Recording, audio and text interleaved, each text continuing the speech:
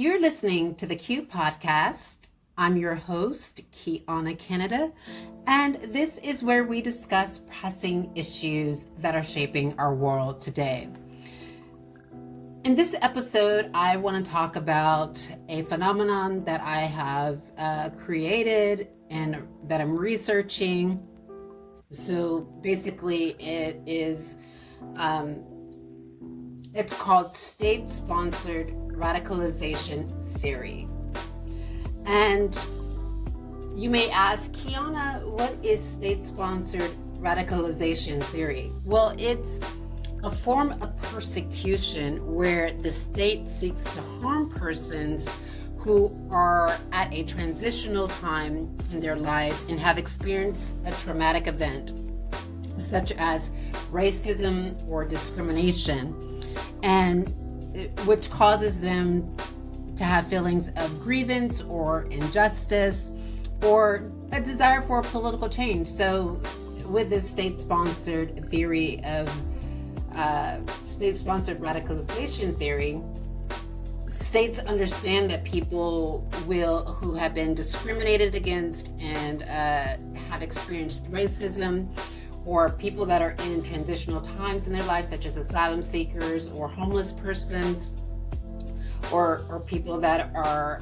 travelers. You know that there's a big traveler community within the Republic of Ireland, and also people who, you know, are tired of being mistreated and they seek political change, such as people who have experienced apartheid in South Africa. So states understand that these groups of people have a quest for justice, and they are essentially overwhelmed and frustrated and just kind of tired of being persecuted.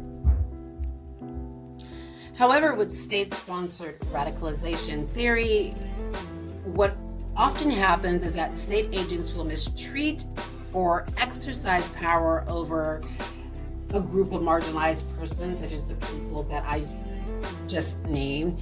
And they're doing this through institutions, systems, governmental authority or influence, even cultural opprobrium. And what they want to do, well, through this theory, is to lure the person into adopting a radicalized view in opposition to national security interest. Now, with state-sponsored radicalization theory, it allows the state to prime, to control, and later to incarcerate the subject. And this is all so that the state can escape and avoid accountability for civil rights and human rights violations. So what we have here is that we have people who have experienced acts of racism and discrimination. And we know under the law, acts of racism and discrimination is illegal. And we have people who have grievances or feelings of injustice. And we know that when a person is experiencing an injustice and they can't get justice through the courts, or they can't get justice through other administrative remedies, there is a feeling of a desire for change. And essentially what the state sees is that they can't at any time allow these groups to get to achieve the justice that they I believe that is warranted, because what that will do is that will hold the state responsible for its own violations of civil rights and its violations in international law. But with this theory, populations often rely on opinions and judgments of toxic government officials. And what this bias can do is lead people to accept information and follow instructions without critically evaluating the content. simply because it comes from a governmental figure. And this is what we call authority bias. Now, ladies and gentlemen, it's important to understand that the government, especially in the United States of America, the FBI is, this particular department has a history of persecuting innocent African Americans, Black Americans.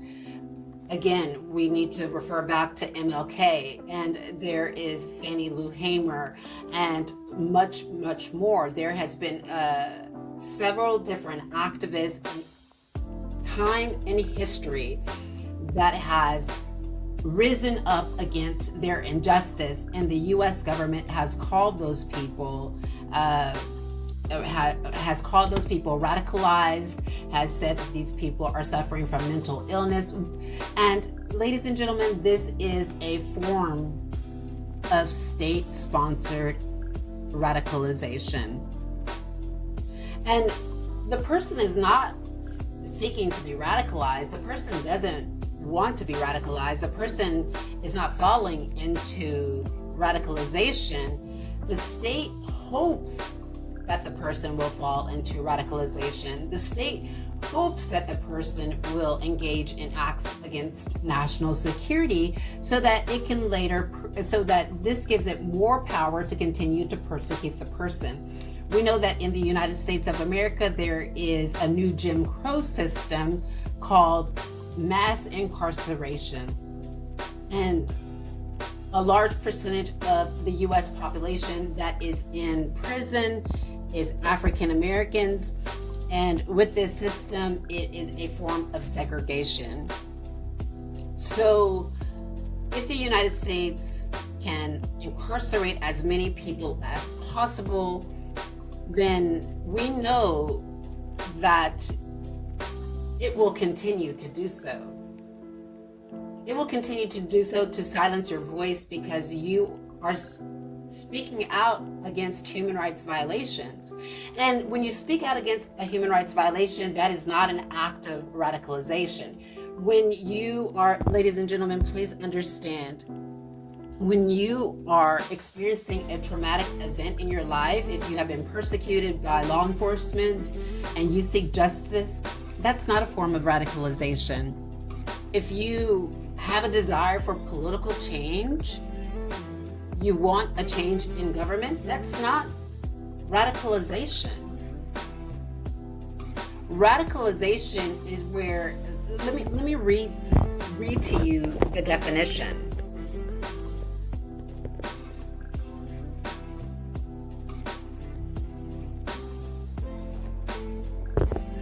Radicalization is a process by which an individual or group comes to adopt an increasingly radical view in opposition to political, social, or religious status quo. So is it an extreme and an increasing radical view to want justice? Is it an extreme radical view to want to solve a grievance? Is an extreme radical view to want political change? Is it an extreme radical view to want to be treated equal and to not experience discrimination and not to experience racism? No, it's not. Extreme radical views are those that we've seen on the day in Maine. And we know what day that is, don't we? So I'll tell you what an extreme radical view is on October 25th, 2023, a 40-year-old Robert Card fatally shot 18 people and injured 13 others during a spree shooting. And this was at 2 locations. And we'll tell you more about him so that you can kind of understand, like, his views of radicalization.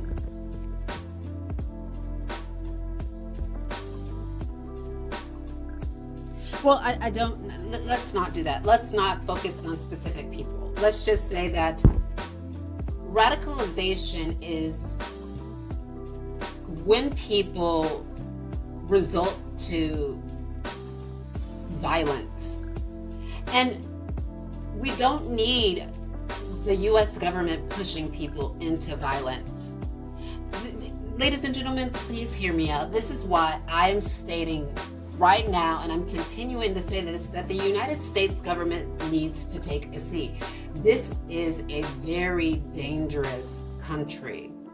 And this is a country that is a wolf in sheep's clothing. It is not a country that is spearheading human rights. This is a country that is persecuting innocent people and tearing them down each day. This is a bad, bad country. Now, I love my country.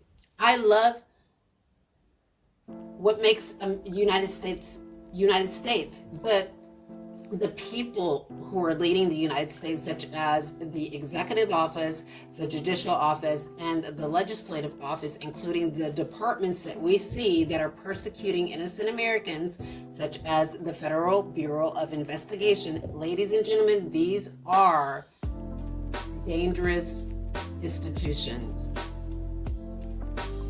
Now, can we think of any other country? Think of countries that aren't doing this to their citizens.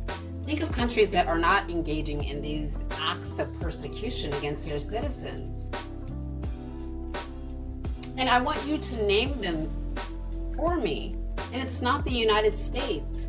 The United States is actively trying to control dissent abroad of its citizens. Not only is it doing that, ladies and gentlemen, but what it is also doing is it is, through its embassies, consulate offices, and attaches, it is using these posts to persecute Americans who speak out against human rights violations that's happening within the United States. That is why you don't ever hear any American or see an American on national TV speaking out against human rights violations. That is because the United States is skilled at silencing, censoring its citizens, and doing so in a very destructive way. Now, I challenge any person who disagrees with me to a debate on this. And I'm not the most skillful debater, but I can hold my own in a debate, and I'm practicing and learning to be able to debate and argue well. So it's important for us to be able to speak about this issue. But what I think is disheartening, ladies and gentlemen, is that the United States is falling further and further down. And no, I don't think it even sees it. And I don't think other countries around it sees it. That the way that it behaves internationally is comparable to authoritarian regimes. The way that it engages internationally, ladies and gentlemen, is very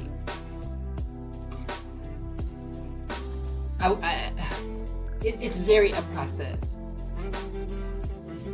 Very, very oppressive. These people in power. Now, again, let me be clear. Your right to justice is often protected under UN instruments such as treaties, conventions, and covenants. And in no way can that quest for justice be seen as radicalization. In no way can that quest for justice be seen as a threat to national security. And when governments manipulate institutions and systems into believing that a person's quest for justice is a form of radicalization, we're entering into very frightening times. And we've lost the meaning of what it means to be radicalized and extreme. You know, an extremist is a person who dislikes a person based on a protected characteristic. And basically, they're willing to unalive those people in order to achieve status. That is radicalization and extremism. But now, governments are turning things around and saying that your quest for justice is a form of radicalization, that your quest for political change is a form of radicalization, that you might be influenced if you want change. You might be influenced if you had suffered a traumatic event in your life. You might be influenced by radicalization if you, instead of, this is what I don't like that's happening. It is okay to research a group of people and to come out with a opinion based on what you feel is a fundamentalist or radicalist or extremist, but it's not okay to argue that a person who has suffered trauma, a person who has suffered persecution, discrimination, racial hatred, violence, and the quest for justice, which has often been being blocked by persons in power who conform to these acts of persecution. It is not okay for an institution or a system to say that these people who have been harmed internally or externally is a form of radicalization. That is just misleading, it's propaganda, and it's dangerous. And institutions and systems should do better. Institutions and systems should do better. This has been an episode of the Q podcast. We talked about my state-sponsored radicalization theory, and I hope that you continue to keep an open mind, continue to question and research and live openly, and always protect yourself, love yourself. Until next time.